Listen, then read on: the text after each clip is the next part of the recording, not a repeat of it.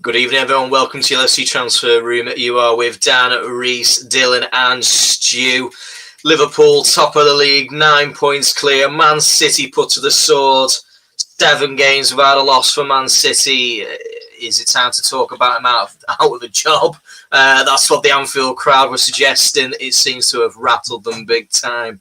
But we will be talking all about a massive result, a massive win, an expected win for some. And there's just one other thing. That's getting closer, isn't it? Let's say that's getting closer. Not quite on the table yet, but it's coming. Right, boys. If you just want to be involved in the chat, get involved. Please put your comments in. I will be trying to get through them if they're related to the conversation. Want to hear your thoughts. Straight into it, Reese. Massive result, 2-0. Did you expect any less? No, I thought we were going to beat them, to be fair, but I thought it might be a little closer. But now, like I said, I'm over the mood that we won, but I think we should have won by even more, really. The game should have been out of sight first half.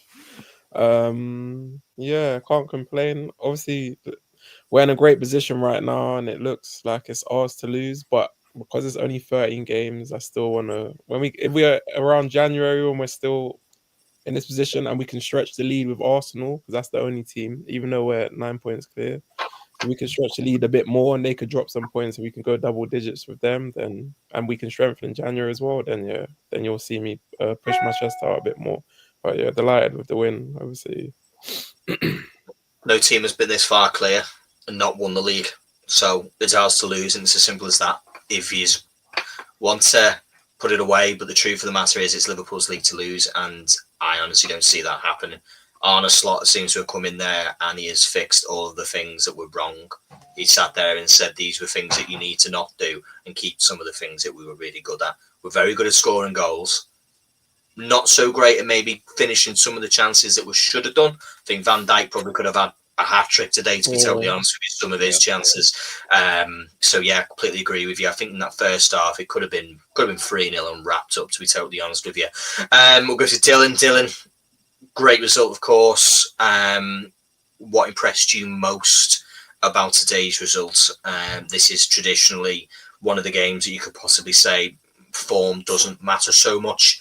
This is, like a one-off centerpiece in which anything can happen. How do you feel about the way that Liverpool approach this match? Yeah, to be honest, I was quite impressed with how we took that pressure when City were getting into the game. I felt that we were doing things and defending better than we would have done under Klopp. I think in some of the pressure that City put on us this afternoon, I feel under Klopp we would have like probably buckled and let them through. And I just feel that Slot's come in. He's changed the whole. It's not a completely different system, but he's changed a lot of things, and the team seems to defend more as a whole unit, other than a couple of staying back and taking that press. So yeah, I think we did that pretty well, and I think we just outplayed them completely. To be honest, they didn't seem to have anything on offer. Yeah, 100%. I thought in that first half, Liverpool kind of came out immediately for the kill. City looked like a team who was there to be beaten, a team who are completely devoid of confidence and what used to be this infallibility and this sort of, inevitability of Manchester City that, they would get the ball and you weren't going to get it back. It was a case of, no, that's not going to happen today. And on another day, we were 3-0 up at half time, but instead we were 1-0. But let's talk to Stu. Stu, the goal, 2 unbelievable balls. Not an unbelievable finish because it wasn't exactly where he needed to be. But tell me your thoughts. Liverpool's goal, Mo Salah, he's now joint record holder for most games in the Premier League for a goal and assist. He's going to, let's be honest, this season break it. Tell me about your thoughts about how the goal came about. We're quite lucky over the last few years. We've been treated to, as fans, some absolutely amazing goals from set pieces, team plays, all that. But again, today it was right up there. 1 pass, 2 pass, right across the area. And like you say, it wasn't the tidiest of finishes. I think it came off his knee in the end of the day. But it doesn't matter as long as it hits a body part and ends up across that line in the back of the net. Who cares at the end of the day? But yeah, the pass, the whole setup for it was just perfect. Again, Slot has surprised me a little bit. I think that, like a lot of fans, we didn't know what we were going to get. Yeah. We just had to put faith in the management above that they were going to get the right candidate. I think he's probably even surprised himself a little bit. Yeah.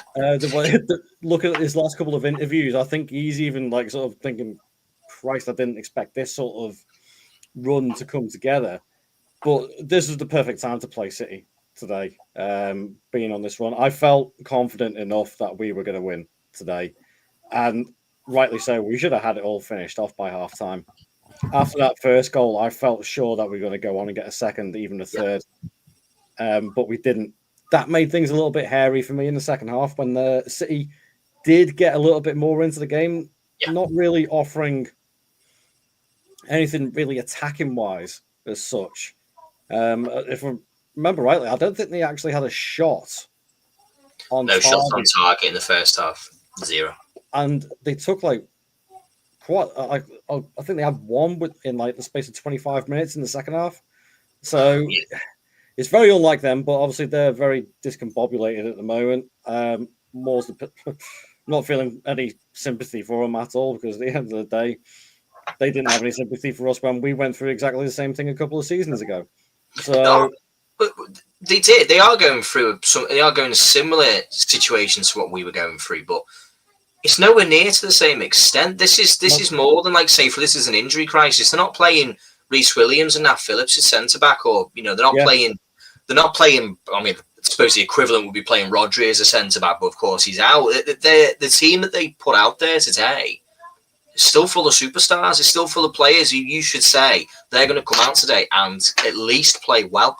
And they're not playing well. That's the problem with City. It's not a case of, oh, well, they're being unlucky. They're just playing very poorly.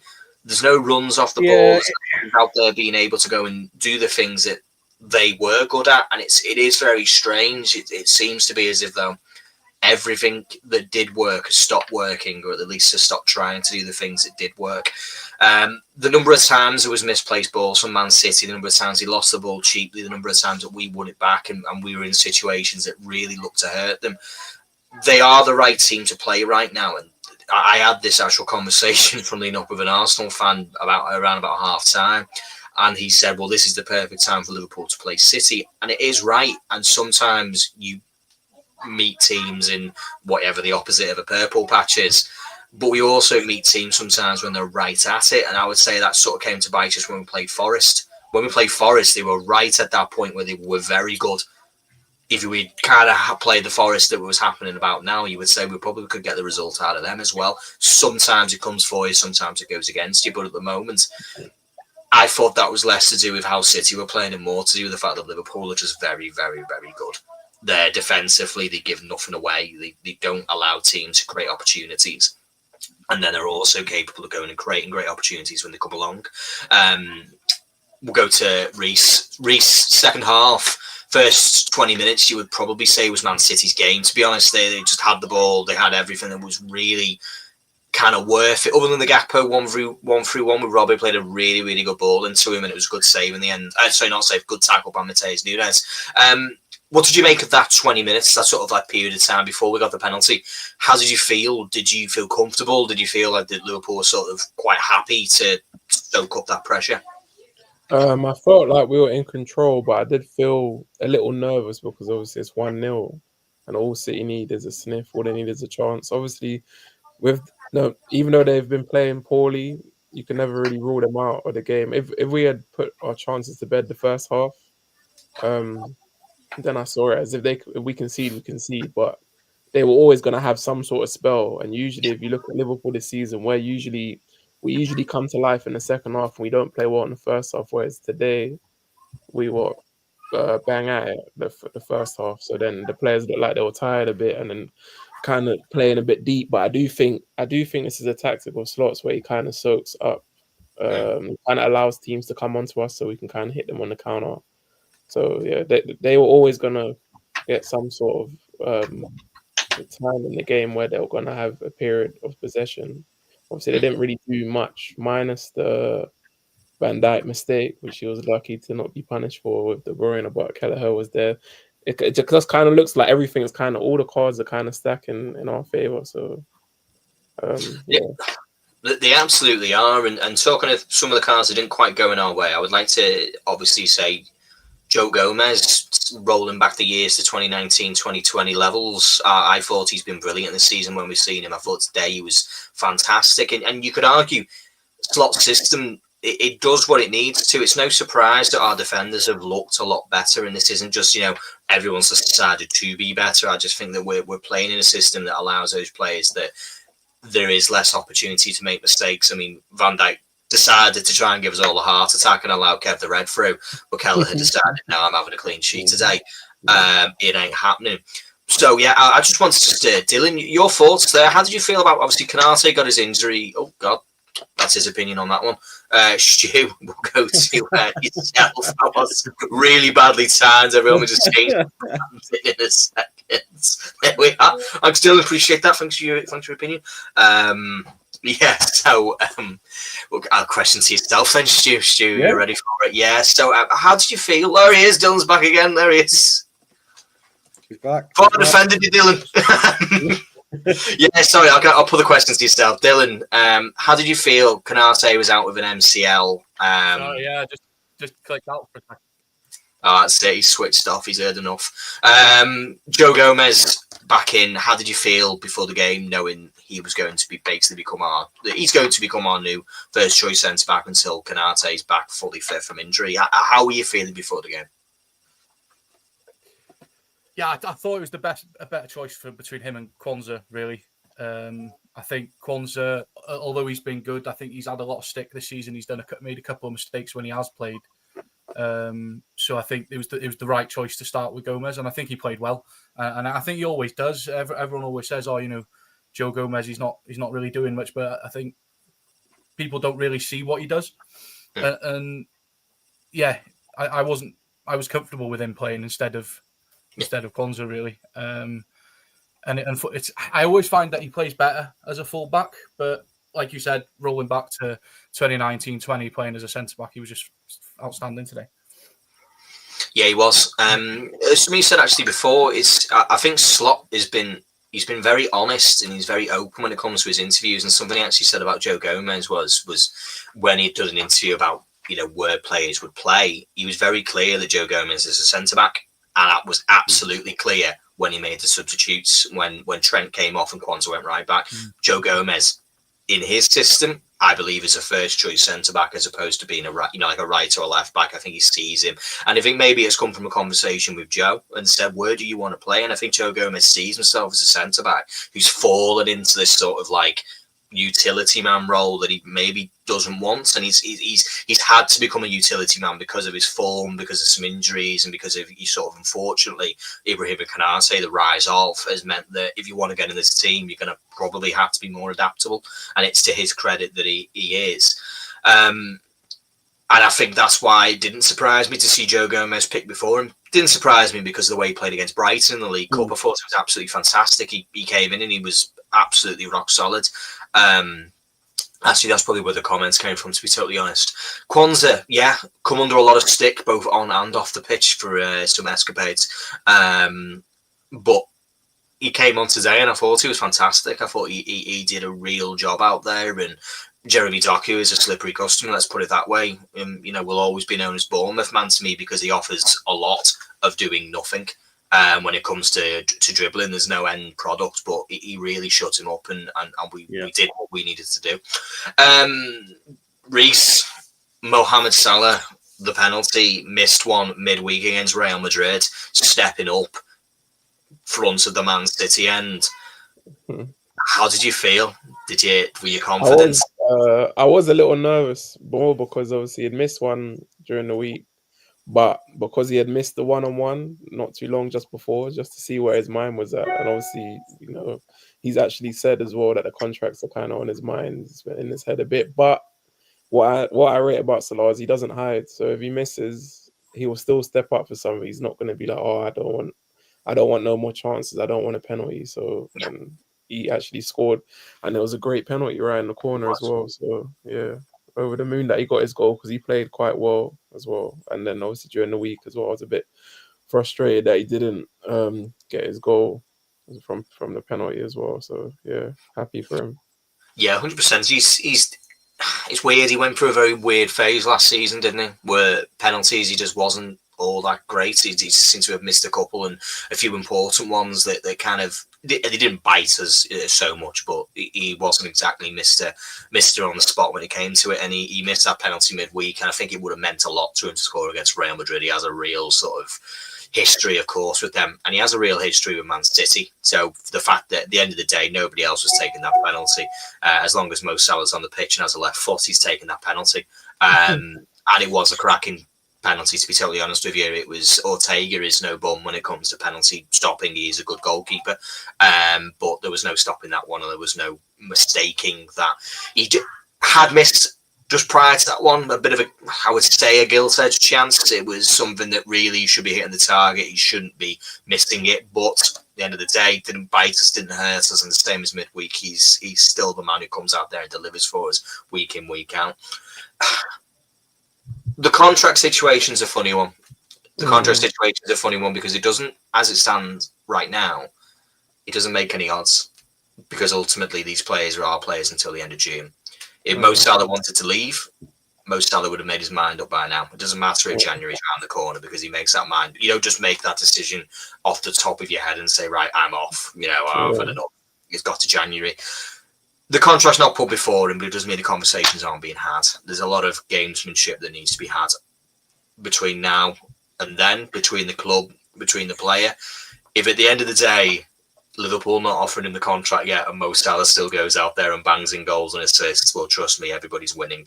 Because I think it'll be done. I think it'll be sorted. I think there'll be something, but we'll have to wait and see.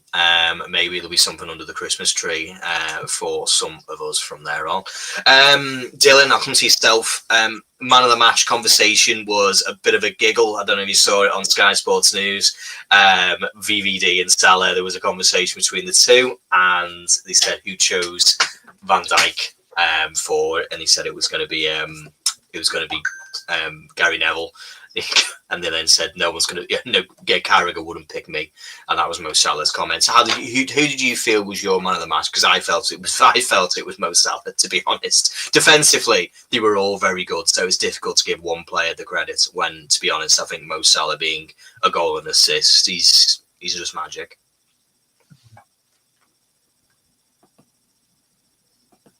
Dylan. Yeah, I completely agree. Salah's just.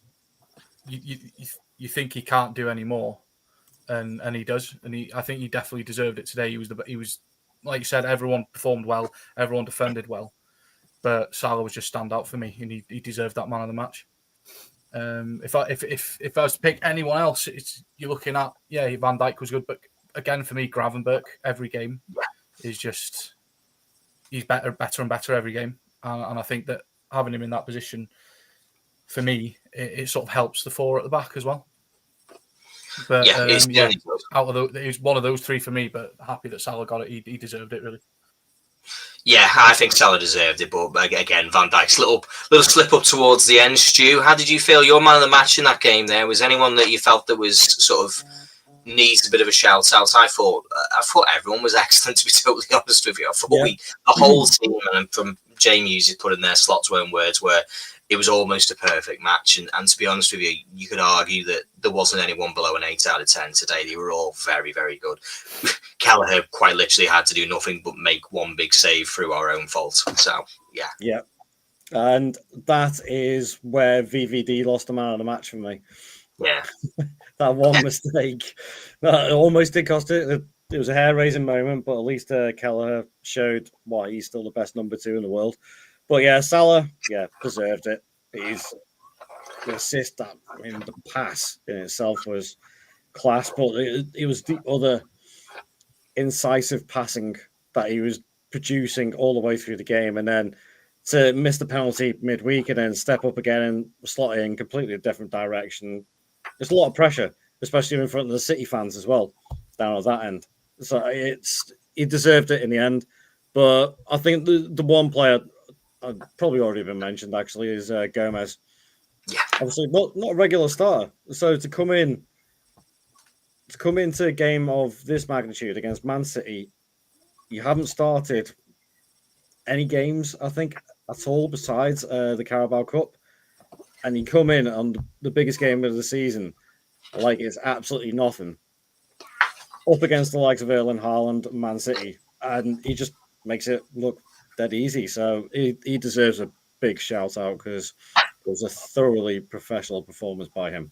Yeah, no, couldn't agree with you more. I thought it was absolutely fantastic. Reece, anyone out there who's not already been mentioned, you feel deserves to have a little bit of plaudits given to them?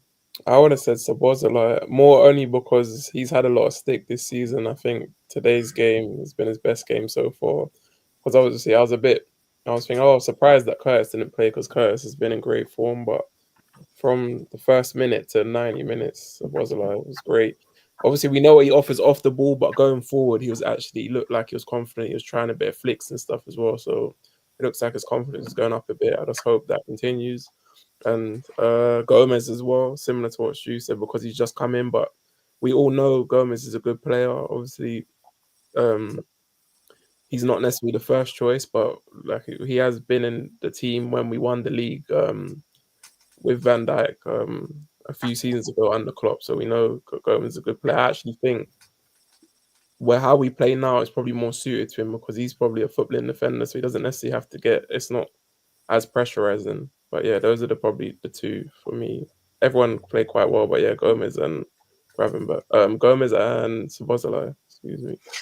Yeah, I agree. I agree with what everyone said there. I've always been an advocate of what Szoboszlai's done for us this season and what he has offered, and he was rested midweek against Real Madrid, so he can come out there and give that performance against Man City, and that's something which I think that Slot is doing so well when it comes to the rotation of the team, is that he's allowed Curtis Jones, who has been absolutely excellent and came on and took the piss, by the way, at one point when he was just flicking it round and doing tricks and moves and stuff like that, and it's nice to see that that he's not been dropped. It's just a case of sometimes you need your horses for your courses, and having someone with the running power and the physicality of Szoboszlai fit, just having a little cup, having a game off, and then being able to put in a performance like he did, and he played some really good balls through, some good passes. He was offering a lot more going forward. He was a bit unlucky in the start. I think was it Salah or Trent played a ball in a cross, and it was just a bit behind Szoboszlai, and he might have had a better shot. And then he tested Ortega as well in the first half. So we're seeing a lot more going forward.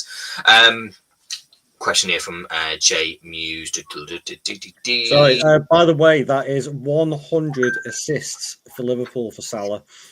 That's unbelievable, isn't it? 100. It's absolutely unbelievable. And they compared this guy to Eden Hazard.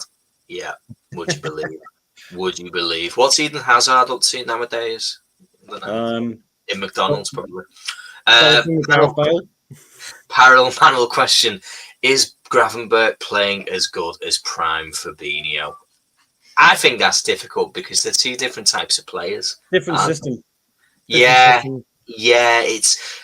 it's difficult. I'll answer that one myself and let people go around the room and tell the opinion. I would say it's unfair to sit there and say Gravenberch is playing as well as Fabinho, because Fabinho did everything on his own in a midfield three, in which a lot of the time he was quite literally the lighthouse, which meant that he had to do the whole pitch left and right to be able to provide that cover. Where because we're playing in a midfield two with one in front, there's that little bit less space to cover. But when it comes to what he's delivering on the pitch, when it comes to tackles, when he comes to playing the ball forward and just doing some of the clever stuff, like picking up a yellow card when he sees danger, it's really something that this team has lacked. We saw it actually in the Nottingham Forest game with Cody Gakpo. Cody Gakpo allowed a runner where really should have just taken a yellow and cut him down.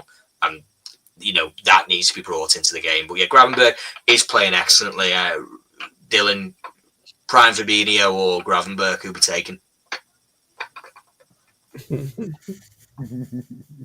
I don't know. It's a tough choice. I mean, like you said, that it was like Stu said, completely different system. You can't compare what Grav does now and what Fabinho did then. You can't compare it. Yeah, I don't know. It's a tough one for me. At the moment, I'd probably go Gravenberch because, he's just brilliant at the moment. But yeah, there's no, can't compare them from both different times and different sort of play styles. So it's hard to say which is best. Yeah, 100%. Reese, are you glad we didn't get Zubamendi? I still think we might get him in January. Don't rule it out. I still think we might get him. I'm not really salty like that. I understand in terms of what happened. It kind of looks like, I mean, that last minute, but I still think why not add him as well? Obviously, we've got Gravenberch as well, but I still do think we need someone else because if Gravenberch gets injured, then we've got a problem there for me. But yeah, even with the Fabinho and Gravenberch, I would also in an ideal world, why not have both of them, a prime Fabinho and a Gravenberch? That would be the Gravenberch is playing the form he's in now, and then the prime Fabinho. Yeah, nobody getting past that midfield. That's what I'm saying. Forget about just the league. Probably win. I think that you got a chance of winning everything there. Put them two alongside each other. So that midfield's winning Wimbledon. Stu, your opinions, I think we already know it's from before, but again, is Gravenberch playing at least at the levels of a prime Fabinho? Because he's come in and it's as if though they've just said, you know that lad that you got in this team that you didn't play last season, he's dead good, Do you fancy giving him a go? It's like we dusted him off from the cupboard. He was just left in the cupboard like, oh crap, I forgot about him. Let's bring him out. Oh, actually, he's really good. Yeah, I mean, as I said, it's different systems. So Fab was more suited to that holding, like real holding style midfielder, because that's the way Klopp played it. And I'll never diss like sort of prime Fab because he was one of my favourite defensive midfielders. But for me personally, the style of midfielder that I like to see is more like Grav anyway. That more deep line, box to box, running forward, breaking things up. That's the style of player I actually like to watch more of. So Grav for me is like ideal. I think he's absolutely brilliant, and if he just keeps it going like that, he is going to be one of the best centre midfielders in the world. And I don't think there's going to be any doubt about that if he keeps this sort of level going. But I do agree with what Reece said as well. I do think the board need to be snapping up another midfielder just in case, because I don't think there is anybody else that can really do what Grav does in the side. And I think that's where Zubamendi comes into it, kind of. Yeah. Maybe an Angelo Stiller from Stuttgart, possibly, or there's a couple of other options, but I do still think the time is now to strengthen whilst we're in a position of strength. That's time to do it. It is. It's the opportunity. I don't think the bridges are so much burned when it comes to Zubamendi. No. I still think that if he is the right option, I think there's got to be a balance met between the two, isn't there? There's got to be a case of, do you sit there and spend all of your budget on buying one player who might only win you another 3 to 6 points in a season, or do you go out there and say, well, there's a player who's half the price as Zubamendi, for example, but on statistically he's going to sit there and get us another 3 to 4 points, and you go, okay, and we can then maybe spend that money somewhere else in this team, which we could probably still talk about. There's a left back situation. I said at the start of the season, and it is coming home to roost that Robertson had a great game today. He absolutely did. However, he's also had a couple of really shaky games in the last 7 days, and it is what it is. Yeah. He isn't finished. He's not over. I know a lot of people got upset when I brought it up there and I sat there and said that there perhaps isn't a long-term future when it comes to him being our first choice player. So I think left back is still a situation Liverpool come to address. I think the club did everything it could when it came to throwing out there to try and bring Zubamendi in, because no one wants to be second choice when it comes to going to prom.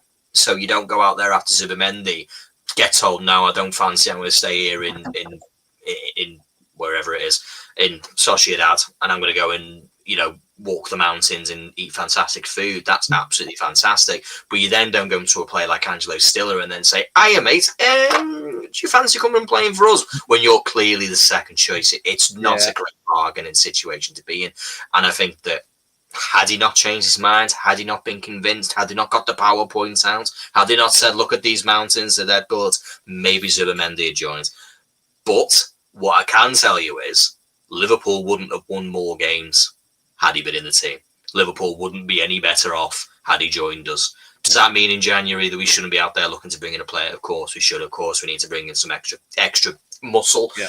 And I think that if you go into the January transfer window in the position where Liverpool have the opportunity to be, the queue of players who hear the words Liverpool are interested from their agents, I imagine they're going to be joining the queue quite orderly, to be honest. So I think we'll go out there. If Slot feels we need to bring in players from that position, he will do. But yeah, great question there, Muse. Jamie, thank you very much for that one. Right, everyone, half an hour has been done and dusted. Liverpool are top of the league, top of the Champions League, 9 points clear of Arsenal, 11 points clear of Manchester City, 9 points clear of Chelsea. Everything's going very, very well. Newcastle midweek. Join us Wednesday. Join us tomorrow, actually, as well, because we're here every week. But join us for the post-match on Wednesday against Newcastle. Look forward to it. It's going to be a hell of a December, and we've kicked it off in just a way. Happy holidays. Catch us all very soon. Thanks very much, Derice, Stu, and Dylan. Bye, everyone. See ya.